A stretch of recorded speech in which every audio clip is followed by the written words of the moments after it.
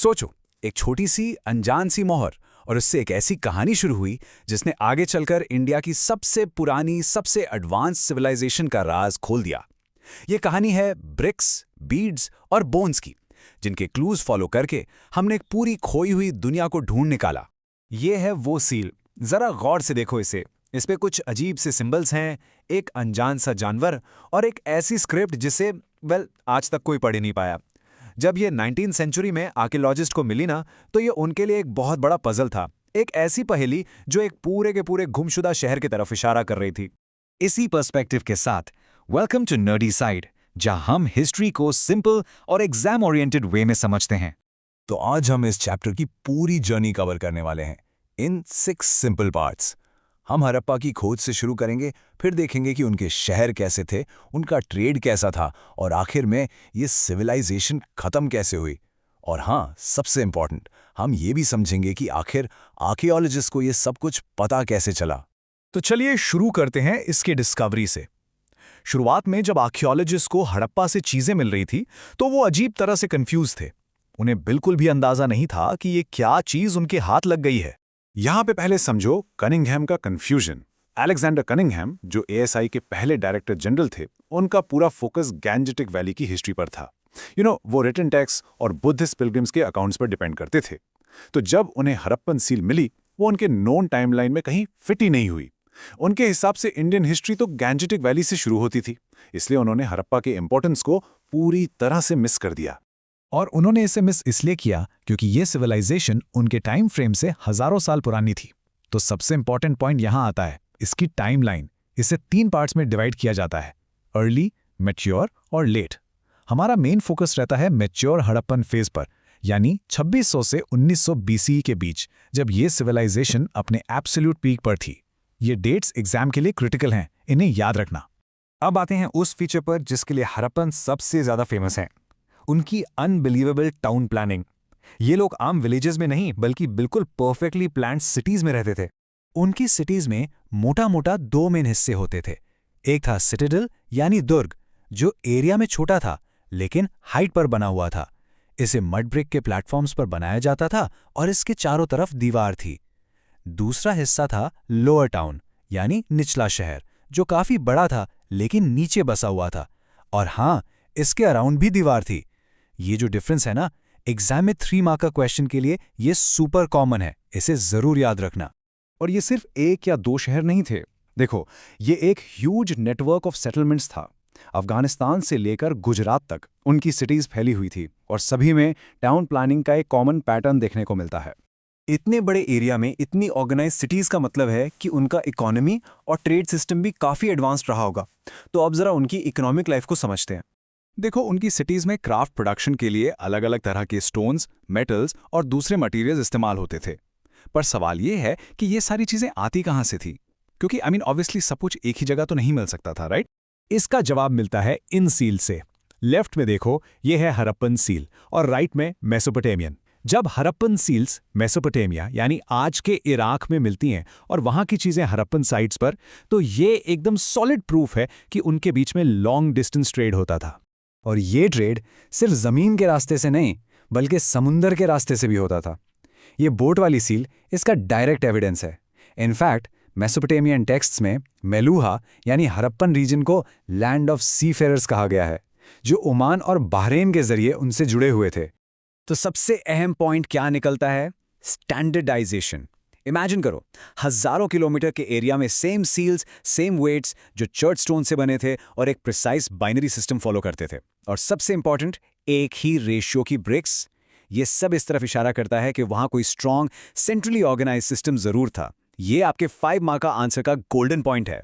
अब इतना organise system था तो जरूर कोई इंचार्ज भी रहा होगा। पर हड़प्पा का सबसे बड़ा मिस्ट्री यही है, who was in charge? Rule कौन करता था वहां? इस स्टैचू को देखो, इसे कहते हैं प्रीस्ट किंग। पर क्या ये सच में कोई राजा था या कोई पुजारी? We don't know for sure, क्योंकि इजिप्ट और मेसोपोटामिया की तरह यहाँ कोई बड़े बड़े महल या रॉयल कब्रें नहीं मिली हैं। इसलिए आर्कियोलॉजिस्ट के बीच अलग अलग थ्योरीज हैं। कुछ कहते हैं कि कोई रूलर था ही नहीं, सब बराबर थे। कुछ मानते हैं कि हर बड़ी सिटी का अपना अलग रूलर था। लेकिन जो सबसे एक्सेप्टेड थ्योरी है वो है सिंगल स्टेट की। ऐसा इसलिए क्योंकि पूरी सिविलाइजेशन में जो स्टैंडर्डाइजेशन मिलता है वही सेम ब्रिक्स, सील्स, वेट्स, वो एक सेंट्रल अथॉरिटी की तरफ ही इशारा करता है।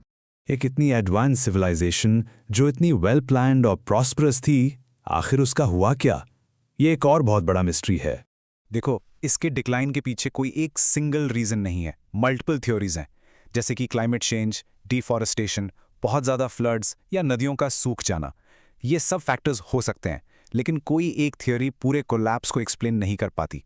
मोस्ट लाइकली इन सब रीजंस ने मिलकर उनके सेंट्रल स्टेट को कमज़ोर कर दिया और सिविलाइजेशन धीरे धीरे डिक्लाइन कर गई।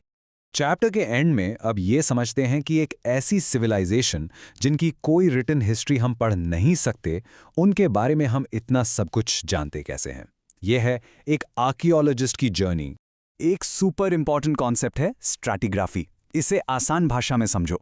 इमेजिन करो एक केक जिसमें बहुत सारी लेयर्स हैं। जो लेयर सबसे नीचे है वो सबसे पहले बनी, राइट? बस ऐसे ही जब किसी जगह पर लोग रहते हैं तो टाइम के साथ वहां मिट्टी की लेयर्स बन जाती हैं।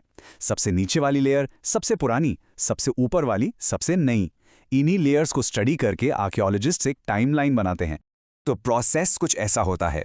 आर्कियोलॉजिस्ट्स पहले मटेरियल एविडेंस ढूंढते हैं, जैसे बर्तन, टूल्स, गहने। फिर वो इसे इंटरप्रेट करते हैं, क्लासिफाई करते हैं कि कौन सी चीज़ डेली यूज़ की है और कौन सी लग्जरी। इसके बेसिस पर वो पास्ट की लाइफ को रिकंस्ट्रक्ट करते हैं और फिर दूसरी सिविलाइजेशन से कंपेयर करके अपने आइडियाज़ को डबल चेक करते हैं। तो चलो एक क्विक रिकैप करते हैं, स्पेसिफिकली एग्जाम्स के लिए। टाइमलाइन के 3 फेजेस याद रखना। की फीचर्स में टाउन प्लानिंग और उनका स्टैंडर्डाइज सिस्टम, ट्रेड में मेसोपोटामिया से कनेक्शन, डिक्लाइन के लिए मल्टीपल थ्योरीज, कोई एक सिंगल कॉज नहीं, और आखिर में की फिगर्स, कनिंघम जिन्होंने इसे मिस किया और जॉन मार्शल जिनके अंडर इसकी खोज हुई। हड़प्पन सिविलाइजेशन हमें याद दिलाती है कि हमारा पास्ट कितना रिच और कॉम्प्लेक्स था। उनकी स्क्रिप्ट आज भी एक मिस्ट्री है। जस्ट इमेजिन, जिस दिन हम उस स्क्रिप्ट को डिकोड कर पाएंगे, उस दिन हजारों साल पुरानी सिविलाइजेशन के और कितने नए राज हमारे सामने खुलेंगे। एक छोटी सी इंसिडेंट से शुरू हुई कहानी जो आगे चलकर एक मेजर हिस्टोरिकल इवेंट बन गई। जरा सोचिए, 1830s का इंडिया। ईस्ट इंडिया कंपनी का एक ऑफिसर है जिसका काम है सिक्के बनाना। उसकी नज़र कुछ पुराने पत्थरों और कॉइन्स पर पड़ती है जिन पर एक ऐसी स्क्रिप्ट लिखी है जिसे सदियों से कोई पढ़ नहीं पाया। बस उस एक आदमी की क्यूरियोसिटी ने इंडियन हिस्ट्री के लगभग 1200 साल के अंधेरे पर रोशनी डाल दी। ये आदमी थे the James Prinsep, east India company के मिंट में एक ऑफिसर। उनका काम तो था कॉइन्स को स्टडी करना, पर उनका पैशन बन गया इन पुरानी अनजान स्क्रिप्ट्स को डिकोड करना। सालों की मेहनत के बाद उन्होंने ब्रह्मी और खरोष्टी स्क्रिप्ट्स को पढ़ने का तरीका ढूंढ निकाला, और जैसे ही ये स्क्रिप्ट्स पढ़ी गईं, एक पूरा का पूरा साम्राज्य, एक पूरा एरा जो लगभग भुला दिया गया था, वो जिंदा हो उठा। इस पर्सपेक्टिव के साथ वेलकम टू नर्डी साइड, जहां हम हिस्ट्री को सिंपल और एग्जाम ओरिएंटेड वे में समझते हैं। आज हम इस चैप्टर को किंग्स, फार्मर्स एंड टाउन्स यानी 600 BCE से 600 CE तक एक कंप्लीट ओवरव्यू में कवर करेंगे, इवेंट्स, कॉजेज और कॉन्सिक्वेंसेस के साथ। तो आखिर ये चाबी थी क्या? ये चाबी थी जेम्स प्रिंसेप का काम। उनके ब्रह्मी और खरोष्टी स्क्रिप्ट के डिसाइफरमेंट ने हिस्टोरियंस को उस टाइम पीरियड के इंस्क्रिप्शंस यानी शिलालेख को पढ़ने की पावर दे दी। सोचो, पहली बार पत्थरों पर लिखी हुई history direct from the source हमारे सामने आ रही थी। What a game changer. और इन इंस्क्रिप्शंस की इसी स्टडी को कहते हैं एपिग्राफी। ये हिस्टोरियंस के लिए एक सुपर इंपॉर्टेंट टूल है। पर क्यों है ये इतना इंपॉर्टेंट? इसलिए क्योंकि ये एक प्राइमरी सोर्स है। ये वो चीजें हैं जो उस टाइम के लोगों ने खुद लिखी हैं, पत्थरों पर, मेटल पर, ताकि वो हमेशा के लिए रह जाएं। इनसे हमें राजाओं के ऑर्डर्स, डोनेशंस और उनके अचीवमेंट्स के बारे में डायरेक्ट इन्फॉर्मेशन मिलती है। प्रिंसेप ने एक अजीब सी चीज नोटिस की। ज्यादातर इंस्क्रिप्शंस में एक राजा का जिक्र था, पियादसी, जिसका मतलब है प्लेजेंट टू बीहोल्ड यानी देखने में प्रिय, और दूसरी तरफ बुद्धिस्ट टेक्स्ट में एक महान राजा का जिक्र था, अशोका। धीरे धीरे एविडेंस को जोड़कर प्रिंसेप ने ये पजल सॉल्व कर लिया कि पियादसी और कोई नहीं बल्कि किन अशोका ही थे, और बस अचानक से पूरी मौर्यन हिस्ट्री का एक नया चैप्टर खुल गया। तो हमने अशोका की कहानी तो समझ ली, लेकिन अशोका से भी पहले क्या था? इसके लिए हमें टाइम में थोड़ा पीछे जाना होगा, 6th सेंचुरी BCE में। ये इंडियन हिस्ट्री का एक मेजर टर्निंग पॉइंट माना जाता है। इस वक्त गंगा वैली में बड़े बड़े स्टेट्स और शहर बन रहे थे, लोहे का इस्तेमाल तेजी से बढ़ रहा था और नए नए फिलोसॉफिकल आइडियाज जैसे कि बुद्धिज्म और जैनिज्म सामने आ रहे थे। और इसी दौर में इमर्ज हुए 16 बड़े स्टेट्स। हाँ, ये नंबर याद रखना जरूरी है, 16। इन स्टेट्स को कहा जाता था महाजनपदास। ये पहले लार्ज स्केल पॉलिटिकल यूनिट्स थे जिन्होंने आगे चलकर इंडिया के पहले एम्पायर्स की नींव रखी। वैसे तो 16 महाजनपदास थे, लेकिन कुछ नाम बार बार टेक्स्ट में आते हैं और आपके एग्जाम्स के लिए बहुत इंपॉर्टेंट हैं। ये हैं मगधा, कुशाला, वज्जी, कुरु और पंचाला। ये नाम आपको महाभारत से भी याद होंगे। फिर गंधारा और अवंती। इनके नाम और पॉसिबल लोकेशंस को मैप पर ज़रूर देख लेना, काफ़ी हेल्प मिलती है। अच्छा, अब इन महाजनपदास में रूल कैसे होता था? बेसिकली 2 तरह के सिस्टम्स थे। ज्यादातर में मोनार्की थी, यानी एक राजा का शासन, लेकिन कुछ जैसे कि वाजी, गनाज या संघास थे। गनाज या संघास का मतलब है ओलिगार्की। यहाँ पावर एक आदमी के पास नहीं, बल्कि एक ग्रुप ऑफ पीपल के पास होती थी, जिन्हें कलेक्टिवली राजाज कहा जाता था। Interestingly, both Mahavira and Buddha belonged to such ganas. अब इन 16 महाजनपदास में एक रेस शुरू हुई, अ रेस फॉर पावर, और इस रेस में एक स्टेट सबसे आगे निकल गया। वो था मगधा। अगले 200 साल में मगधा इतना पावरफुल हो गया कि उसने बाकी सबको पीछे छोड़कर इंडिया का पहला एम्पायर बनाया। तो मगधा इतना सक्सेसफुल क्यों हुआ? इसके कई रीजंस थे। एक, वहाँ की ज़मीन बहुत फर्टाइल थी, जिससे एग्रीकल्चर अच्छा होता था। 2, पास में आयरन माइंस थे, जिससे टूल्स और वेपन्स बनाए जाते थे। 3, हाथियों की अवेलेबिलिटी, जो आर्मी के लिए एक ह्यूज एडवांटेज थे। और सबसे इम्पॉर्टेंट, वहाँ के रूलर्स बहुत पावरफुल और एम्बिशियस थे। इन सब फैक्टर्स ने मिलकर मगधा को मौर्यन एम्पायर की फाउंडेशन बनाने में हेल्प की। और इसी मगधा से राइज हुआ मौर्यन एम्पायर, जिसे फाउंड किया चंद्रगुप्त मौर्य ने अराउंड 321 BCE। उनके बाद आए बिंदुसारा और फिर उनके बेटे अशोका द ग्रेट। ये एम्पायर इतना विशाल था कि सोचो, अफगानिस्तान से लेकर साउथ इंडिया तक फैला हुआ था। और इसकी एडमिनिस्ट्रेशन, इसका आर्ट, जैसा कि आप इस कल्चर फ्रैगमेंट में देख सकते हैं, उस टाइम के लिए काफ़ी एडवांस था। पॉलिटिकल हिस्ट्री तो ऐसी थी, पर आम आदमी की लाइफ कैसी थी? किंग्स और उनके सब्जेक्ट्स यानी प्रजा का जीवन कैसा था? चलो अब हम उस पर फोकस करते हैं। सोसाइटी का जो बेसिक यूनिट था वो था हाउस होल्ड, और इसका हेड होता था गृहपति। ये टर्म एग्जाम के लिए बहुत इंपॉर्टेंट है, इसको नोट कर लो। गृहपति हाउस होल्ड का मास्टर होता था, जिसके कंट्रोल में वुमेन, चिल्ड्रन, स्लेव्स और वर्कर्स होते थे। साथ ही वो जमीन, जानवर और बाकी रिसोर्सेज का ओनर भी होता था। Basically he was the economic head of the family unit. लेकिन यहाँ एक बड़ा सवाल उठता है। इंस्क्रिप्शंस तो सिर्फ राजा की साइड की कहानी बताते हैं, राइट? राजा क्या चाहता था कि लोग उसके बारे में सोचें, पर लोग असल में क्या सोचते थे? इसके लिए हिस्टोरियंस दूसरे सोर्सेज देखते हैं, जैसे जातकास और पंचतंत्र की कहानियां। इन कहानियों से पता चलता है कि राजा और प्रजा के बीच का रिश्ता हमेशा अच्छा नहीं होता था और लोग अक्सर हाई टैक्सेस से परेशान रहते थे। चलिए अब एक नज़र डालते हैं उन सबूतों पर, उन सोर्सेज पर, जिनके बेस पर हिस्टोरियंस इस पूरे एरा को रिकंस्ट्रक्ट करते हैं, क्योंकि हिस्ट्री बिना प्रूफ के नहीं लिखी जा सकती। हमारे पास 4 मेजर टाइप्स के सोर्सेज हैं। 1, इंस्क्रिप्शंस, जिनके बारे में हमने बात की। 2, टेक्स्ट्स, जैसे कि रिलीजियस लिटरेचर हो गए या कौटिल्य का अर्थशास्त्र। 3, कॉइन्स, जिनसे ट्रेड और डायनेस्टीज के बारे में पता चलता है।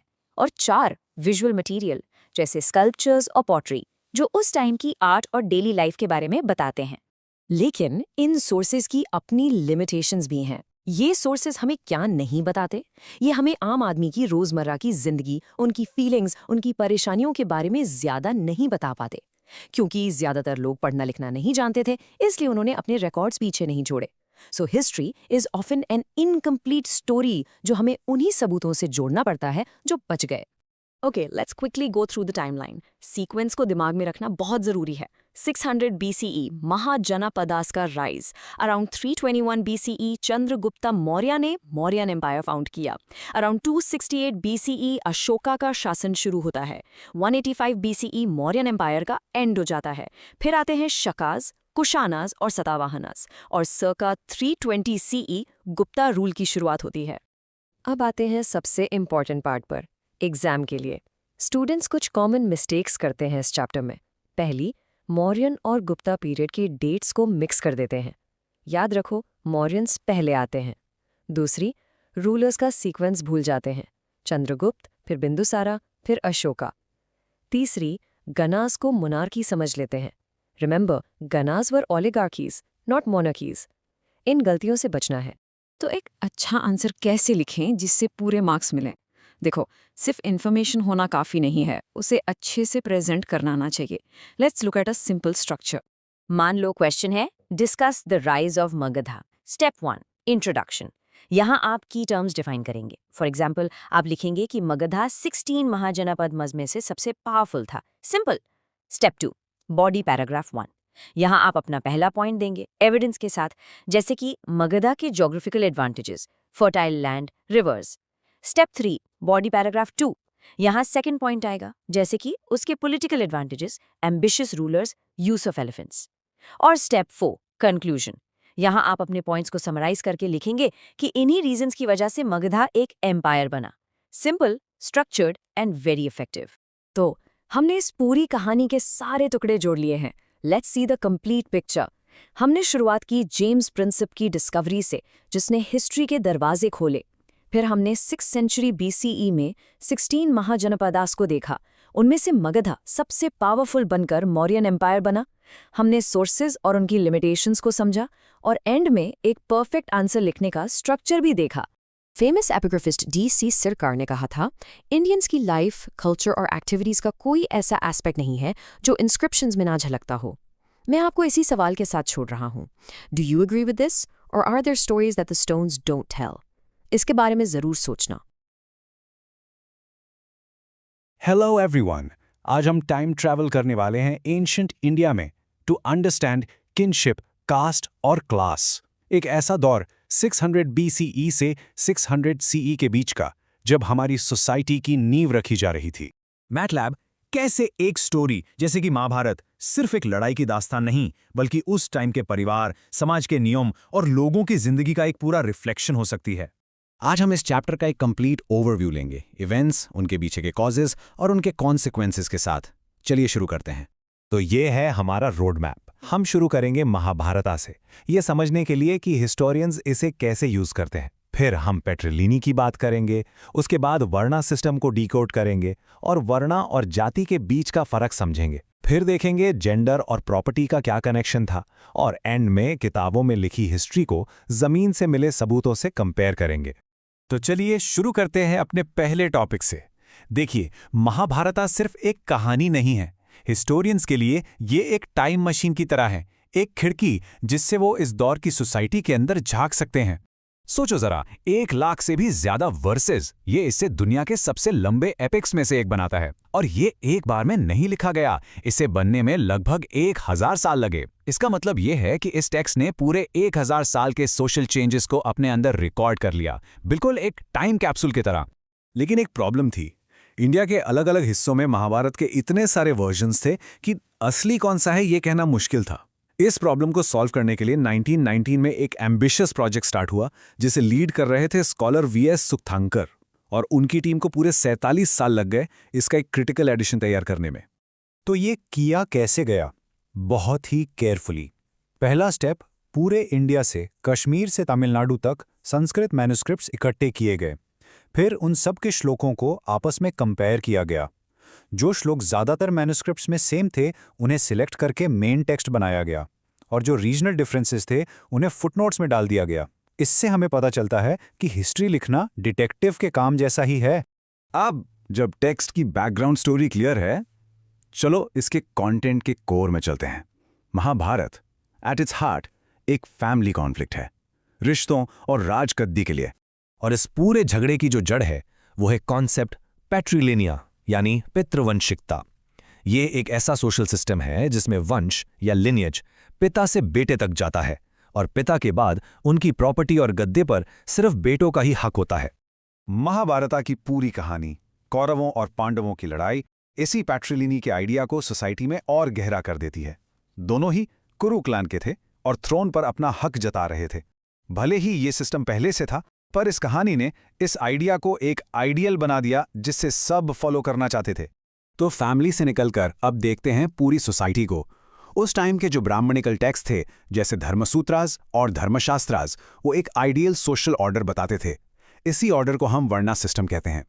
इस सिस्टम को एक डिवाइन सैंक्शन देने के लिए इसका ओरिजिन ऋग्वेदा के पुरुष सूक्ता हिम से जोड़ा गया। इसके हिसाब से एक विराट पुरुष के बलिदान से 4 वर्ण पैदा हुए। उसके मुख से ब्राह्मणा, बाहों से क्षत्रिय, जांघों से वैश्य और पैरों से शूद्र। ये कोर्ट एग्जाम के लिए बहुत ही इंपॉर्टेंट है, याद रखना। तो इस डिवाइन ऑर्डर के मुताबिक सोसाइटी में 4 वर्णास थे। ब्राह्मणास का काम था पढ़ना पढ़ाना, क्षत्रियस का काम था लंग करना और राज करना, वैश्यस का काम था खेती, व्यापार और पशुपालन, और शूद्रस का काम था ऊपर के तीनों वर्णास की सेवा करना। ये एक आदर्श सिस्टम बताया गया था जो जन पर आधारित था। लेकिन यहाँ एक बड़ा लेकिन है। क्या जमीन पर एक्चुअल सोसाइटी इतनी सिंपल थी? क्या सब लोग इन 4 बॉक्सेस में आराम से फिट हो जाते थे? बिल्कुल नहीं। रियलिटी बहुत ज्यादा कॉम्प्लिकेटेड थी। और यहीं पर वर्णा और जाति के बीच का डिफरेंस समझना बहुत जरूरी है। देखो, वर्णा सिर्फ 4 थे, एक थ्योरेटिकल फ्रेमवर्क, लेकिन जातियों की कोई गिनती नहीं थी। जब भी कोई नया कम्युनिटी जैसे जंगल में रहने वाले लोग या कोई नए क्राफ्ट्समैन सिस्टम के कांटेक्ट में आते तो उन्हें एक नई जाति में डाल दिया जाता। जाति बर्थ पर बेस थी और अक्सर काम से जुड़ी होती थी, जैसे स्वर्णकारा यानी सुनार। तो जाति जमीन की असलियत को बेहतर दिखाती थी। इस पूरी हायरार्की में कुछ लोग सबसे नीचे थे, जिन्हें अनटचेबल्स या चंडालास कहा गया। उन्हें इतना इम्प्योर माना जाता था कि मनुस्मृति में उनके लिए बहुत सख्त नियम थे। जैसे उन्हें गांव के बाहर रहना पड़ता था, फेंके हुए बर्तन इस्तेमाल करने पड़ते थे, मरे हुए लोगों के कपड़े पहनने पड़ते थे। और चाइनीज ट्रैवलर फायेन ने लिखा कि उन्हें शहर में आते वक्त एक क्लैपर बजाना पड़ता था ताकि दूसरे लोग उन्हें देखने से बच सकें। लेकिन क्या स्टेटस सिर्फ बर्थ से डिसाइड होता था? बुद्धिस्ट टेक्स्ट इस वर्णा सिस्टम पर सवाल उठाते हैं। जैसे कि मजिमा निकाया में एक सवाल पूछा गया है, अगर एक शूद्र अमीर हो जाए, उसके पास पैसा हो, तो क्या ब्राह्मणा या क्षत्रिय उसे पोलाइटली बात नहीं करेंगे? ये हमें बताता है कि बर्थ के अलावा पैसा यानी वेल्थ भी सोशल स्टेटस का एक बहुत बड़ा फैक्टर था। तो हमने वर्णा और जाति देखा, अब सोशल डिफरेंसेस का एक और एंगल देखते हैं, जेंडर। क्या मर्दों और औरतों का प्रॉपर्टी पर बराबर का हक था? मैन्युस्मृति के हिसाब से मर्दों के पास वेल्थ जमा करने के 7 तरीके थे, इनहेरिटेंस, खरीदना, जीतना, एटसेट्रा। लेकिन औरतों के लिए सिर्फ 6 तरीके थे, और वो भी ज्यादातर शादी में मिले गिफ्ट्स या अपने भाई, माँ या पिता से मिले तोहफे। इससे साफ पता चलता है कि जमीन जैसे रिसोर्सेज पर मर्दों का कंट्रोल कहीं ज्यादा था। अब आते हैं इस चैप्टर के सबसे इंटरेस्टिंग हिस्से पर।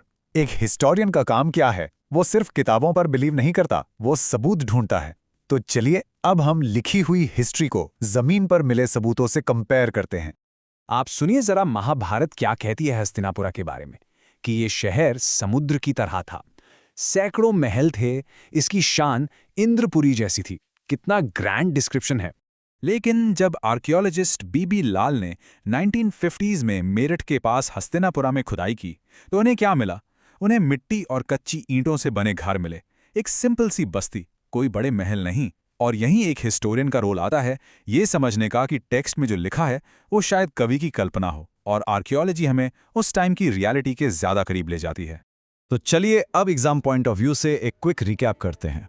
मान लीजिए वर्णा सिस्टम पर 5 नंबर का क्वेश्चन आता है। आपका आंसर कैसा होना चाहिए? इंट्रोडक्शन में वर्णा सिस्टम को डिफाइन करो और पुरुषा सूक्ता का रेफरेंस दो। फर्स्ट बॉडी पैराग्राफ में चारों वर्णास और उनके काम बताओ। सेकंड पैराग्राफ में एक काउंटर आर्ग्यूमेंट दो, जैसे बुद्धिस्ट टेक्स्ट का एग्जाम्पल देकर बताओ कि वेल्थ भी इंपॉर्टेंट थी। और कंक्लूजन में लिखो कि वर्णा एक आइडियल फ्रेमवर्क था, लेकिन असलियत में जाति और वेल्थ भी स्टेटस डिसाइड करते थे। ऐसे लिखोगे तो फुल मार्क्स मिलेंगे।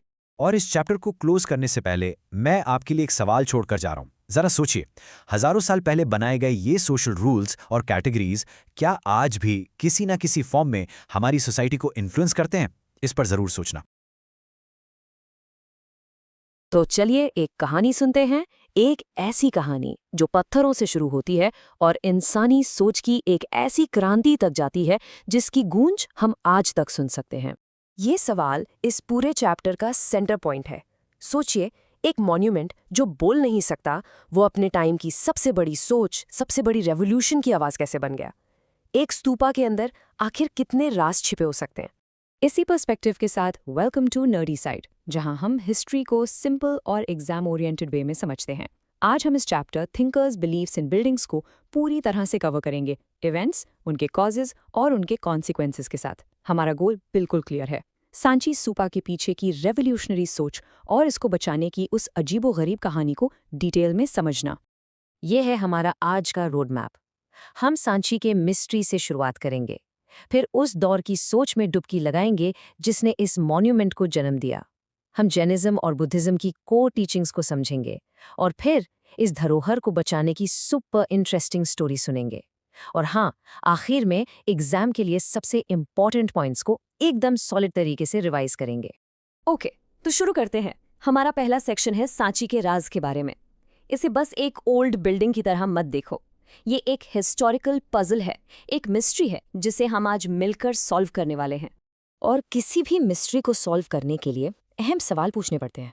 तो ये मॉन्यूमेंट आखिर बनाया ही क्यों गया? इस बड़े से टीले के अंदर है क्या? इसको बनाने के लिए पैसे किसने दिए? और सबसे इम्पोर्टेंट, इसकी डिस्कवरी कैसे हुई और ये बच कैसे गया? इन्हीं सवालों के जवाब हमें इस चैप्टर में मिलेंगे। लेकिन देखो, सांची क्या है ये आगे की बात है। पहले ये समझना जरूरी है कि सांची क्यों है, और इस क्यों का जवाब उस दौर की थिंकिंग में छिपा है। तो चलो टाइम ट्रैवल करते हैं एक नए युग की शुरुआत में। ये जो टाइम था ना, यानी 600 BCE के आसपास का, ये पूरी दुनिया के लिए एक टर्निंग पॉइंट था। एक इंटेलेक्चुअल रेवोल्यूशन चल रहा था। ईरान में ज़राथुस्ट्रा, चाइना में कॉन्गजी, ग्रीस में सोक्रेटिस और रहम इंडिया में महावीरा और बुद्धा जैसे कई थिंकर्स लाइफ के सबसे डीप क्वेश्चंस के आंसर्स ढूंढ रहे थे। अब ये स्लाइड एग्जाम के लिए एब्सोल्युटली क्रूशल है। ये सिर्फ एक छोटा सा डिफरेंस नहीं था, ये एक पूरा सिस्टम चेंज था। एक तरफ थी वैदिक ट्रेडिशन, जहां आपका जन्म, आपकी कास्ट, सब कुछ डिसाइड करती थी। लेकिन दूसरी तरफ इन नए थिंकर्स ने कहा, नहीं, मुक्ति का रास्ता हर इंसान के अपने हाथ में है। पावर सोसाइटी से शिफ्ट होकर इंडिविजुअल पर आ रही थी। आपका जन्म नहीं, आपके कर्म आपकी डेस्टिनी डिसाइड करेंगे। सोचो, ये आइडिया उस टाइम के लिए कितना रेवोल्यूशनरी रहा होगा।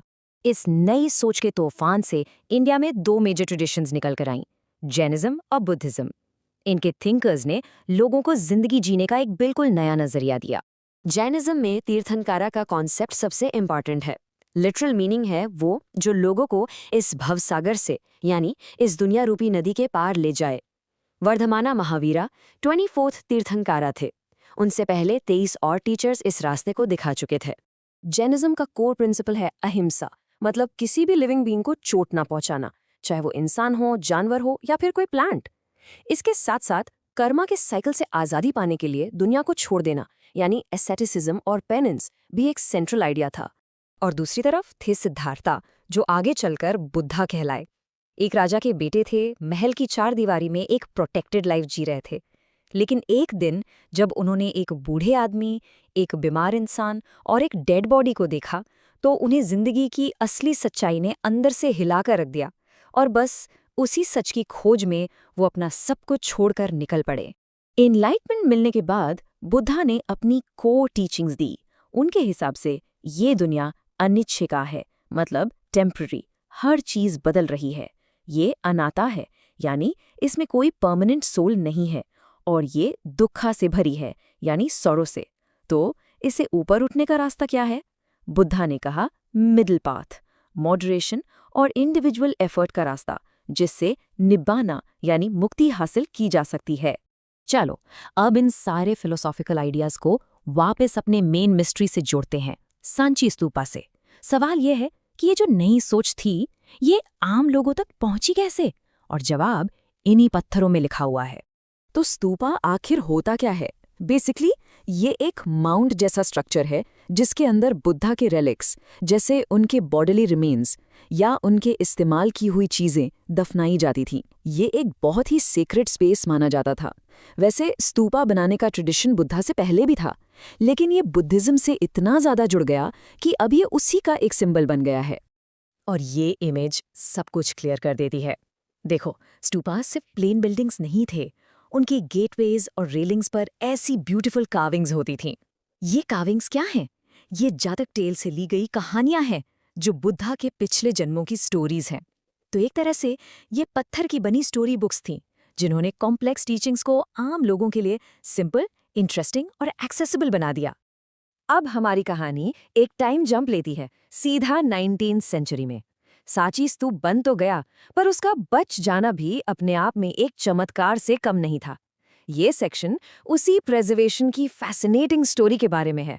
19वीं सेंचुरी तक सांची के रूइंस डिस्कवर हो चुके थे और यूरोपियंस का इंटरेस्ट इसमें बहुत बढ़ गया था, इतना कि फ्रेंच और इंग्लिश दोनों ही इसका सबसे खूबसूरत ईस्टर्न गेटवे उखाड़कर अपने देश के म्यूजियम में ले जाना चाहते थे।